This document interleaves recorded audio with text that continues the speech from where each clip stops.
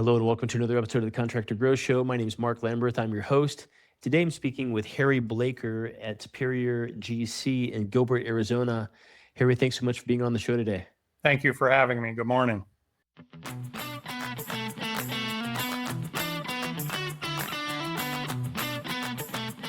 Yeah, so we've talked some here before the show, and looks like a really fun family business that you have running. Maybe you could just kind of give us the story of Superior GC and what services you guys provide to your customers there in Gilbert. Thank you. So Superior GC, small family-owned restoration company. We specialize in insurance restoration from water damage, the most typical claims, to fire and smoke damage, and exterior damage. We get our seasonal monsoon. Most of what we do is water damage. I started the company in 2019 with my wife, Christy, who runs our custom cabinet shop. And we also have my niece, Megan. She runs our office, handles all the day-to-day operations, accounting and receipts and inventories and such. And then we employ one full-time carpenter, Jason. He's outstanding. And then a full-time estimator. And then I've been blessed enough to have some great subcontractors. Some of those I've used my entire career, 27 years of restoration. Some I can't live without, and some I try and get rid of, but they keep coming back. So. Fantastic. And so you've been in the restoration industry for 25 plus years. I mean, you had worked for a couple of great restoration contractors in Arizona for years, and then decided to go out on your own in 2019. How did you make the choice to say, we're just going to head out and do this, open a company, do this on our own? So I worked with a larger restoration firm that I had started early on. There were three of us in an office in a rented back room in Mesa, Arizona. And I was able to participate and help that company grow exponentially with the team that they hired and various business consultants that brought us up to the next level. Around 2018, 2019, my position was kind of unique. I shared in the profit. I wasn't an hourly or commission employee. So I kept a small operation in the larger company, and I still do business with that company. They handle all our lead and asbestos removal. Great team of people, and the owner of the company and is first in charge or second in command. I consult with them, very good friends with them. We had just gotten to the point where my position needed to be split up, and I held on a little too tight. So at that point, we made, I made the decision with consulting my wife that we should just start our own thing. Then we could have the full control of the greatness and the downside too that us contractors face. So just kind of the stars lined up, and I have a good book of business, keeps us busy, and it just seemed like the right thing to do. And I never looked back. Love that story. So in the world of restoration, we've had some other guests on the show, and I'm a previous builder myself, had done kind of edged into some projects like that a little bit. It seems like it's actually kind of a unique role in the building trades, because oftentimes you're going in and doing work. Someone wasn't looking to get a bunch of exterior work done. They had some hailstorm come in, right, or some kind of flooding happening. And so you're kind of going into a situation that's a little bit more, sensitive in a way. And also, oftentimes I've heard, insurance doesn't really want to cover everything. And so that, someone who's got some insurance adjusting experience and who's going in as a restoration specialist, oftentimes they are almost kind of a liaison between the homeowner, maybe liaison, that might be the right word, maybe like a, proponent or whatnot of the homeowner relative to the insurance company. I mean, what is that dynamic like doing this type of work? It is an interesting part of construction.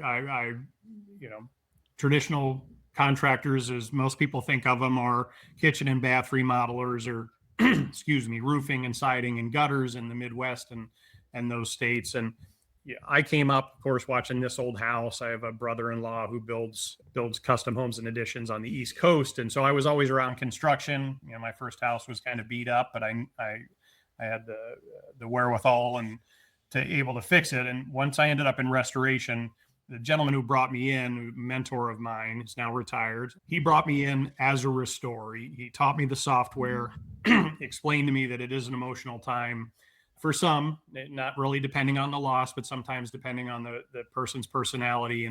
But yes, they end up with a job that they now have to do. And most of them weren't thinking about it or planning, for a kitchen remodel or a roof replacement, but the loss triggered that. So for me in the state of Arizona, it's a booming state. Homes are going up like crazy. So you have the big builders, the name branded stuff, that's production work. And then you have the small guys, the remodelers, the Facebook leads and such. I try and find the best trades that I can bring in. And it starts with a good scope and a good agreement with the carrier, which I'm fortunate that I get most of the work on referral from the insurance.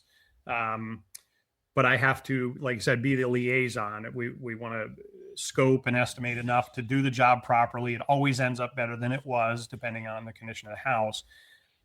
But sometimes it's a fine line to get all the nuts and bolts into the scope of work and complete the loss, get the next referral, whether it's from that insured or to the neighbor. But I do, I kind of brag that I've had some 100 level psychology classes. And as contractors, we all know, even the best planned remodel has challenges. There's a lot of detail in it. So again, as a restorer, we work based on scope. If it's a large loss of fire or a whole home of flooring from a water loss, then we'll have a set of basic plans. If it's a fire, of course, we'll have an approved building plan with the municipality. But we work from a scope. And again, contractors, I've got some of the best trades. We're not known for taking great notes or reading emails and such. So, and now moving into 2026, the technology, we all have to adopt it, and we get a scope, we check the things off the scope, a lot of photos exchanged, sometimes too many photos exchanged, and then factoring in the customer. They still work for a living. They still are raising their children. They have drop-offs at school. So it's very segmented, and I now rely on the technology, with the client management software and our estimating software and QuickBooks and the 5 other softwares. But it's a challenge sometimes. The smallest loss can have the greatest emotional response, and then some of the larger losses where I get a key, put in a lockbox, and they move into a rental home for 30 days or 60 days. They're like, just tell me what I got to pick and when, just keep me posted. So trying to keep everybody happy, including my subs, including my bottom line is sometimes a challenge, but it tends to work out well. Got it. And I noticed that, you really kind of emphasize with your website, kind of on your online presence, having really meticulous scope development, like detailed documentation, high construction standards, so that after restoration, quote, your home and business are better than new. We talked about you have a full-time estimator who's excellent. How do you guys, I'd love to just kind of dig in a little bit and just hear a little bit more about the scope development process. Is that a multi-team effort? Is that mostly up to your estimator? It's a lot of software involved. You talked about this some already, but how do you really nail the scope in a project like this? It's got so many moving parts. So I was trained again with the same software and insurance, very strong in our industry, the DOS-based version, and I was given a tape measure and a Polaroid camera, and I was taught top-down estimating. So again, the typical loss, 90 or not, maybe 70, 80% are say water losses. So they involve the bottom 4 feet of the home. So start at the top, walk in after the introductions, get a tour, and then we start at the top of the room and work our way through the home. And so no damage on the ceiling, work our way down the walls. With water losses, there's flood cuts where the sheetrock has been removed by a mitigation company 2 or 4 feet up. And then the intersecting things, the cabinets have damage to the bases. Of course, you've got baseboard and flooring and insulation and so on. So we take a systematic approach from the front door to the area of scope. If it's just the bathroom in the back, we measure each room as we get through. We photo document it, and we've embraced some technology with that, which I can share later. But front to back, top to down, and we just make notes to input it in the estimating software. There's a 15,000 line item codes that can be used. We just input them, you summarize the estimate, and then we work to get an agreed scope with the insured for what they expect and with the carrier what they expect to pay. Now, most jobs aren't mitigated when we get there. A quarter of them still have standing water. So at that point, we'll engage our mitigation team, document what we can, and then return after it's dry. And sometimes the jobs are partially mitigated. Demolition is not completed. So again, we'll document what we can. The insureds, all the insureds in the United States, you and I and everybody listening to this, you can choose your own contractor. That some carriers have a list that they prefer you use, but it's not mandated because the insured is entering into a contract with the contractor. I don't enter into a contract with the insurance carrier. So I need to make sure everybody's on the same page. And that's where some of the confusion comes up with just expectations of what should be done or what needs to be done.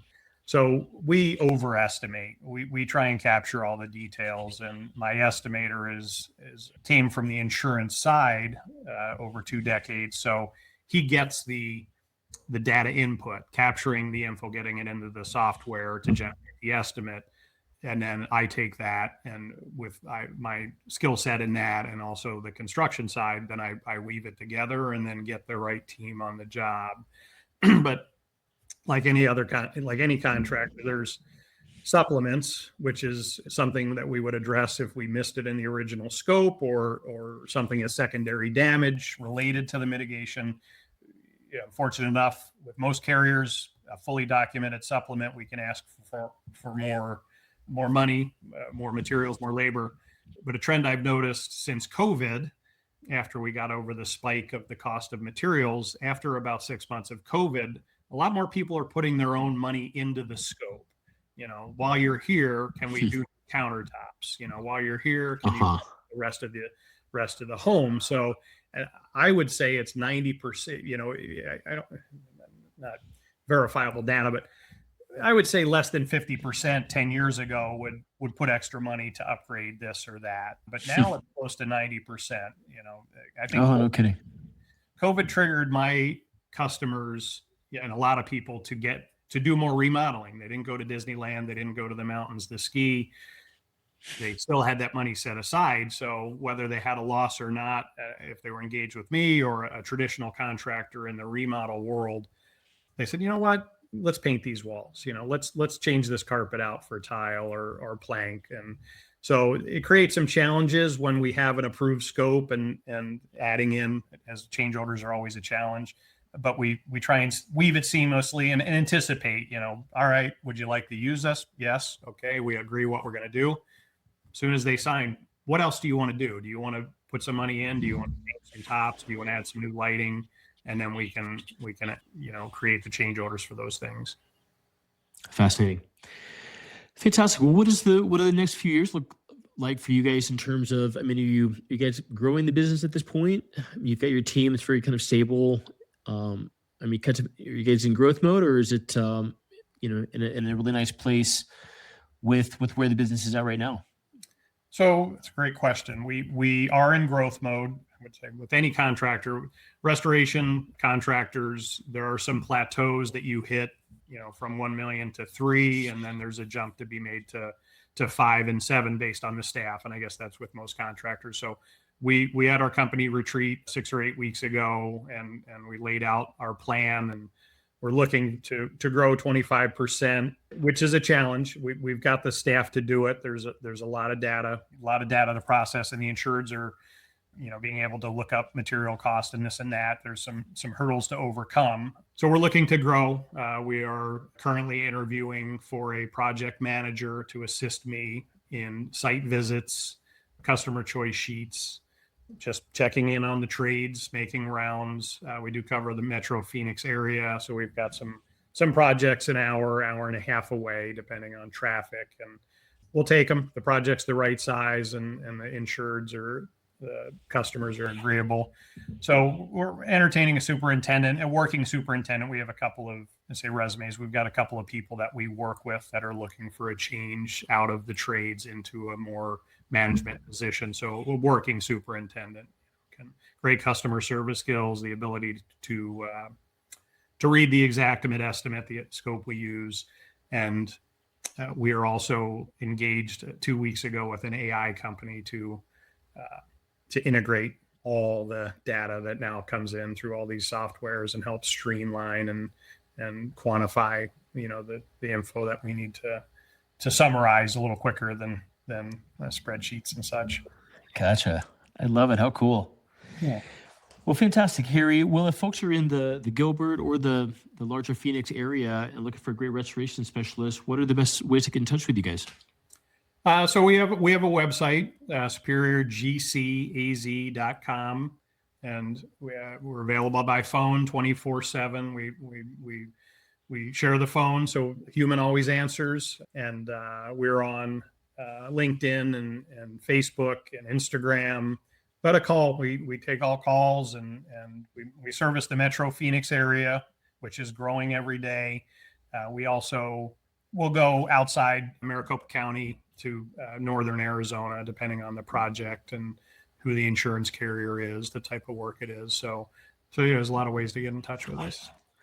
Great. We'll take a look at Superior GC in Arizona, LinkedIn, Facebook, Instagram, or you can take a look at their website, which is superiorgcaz.com. Harry, thanks so much for coming on today and sharing the story of the company. Thank you so much. I appreciate it.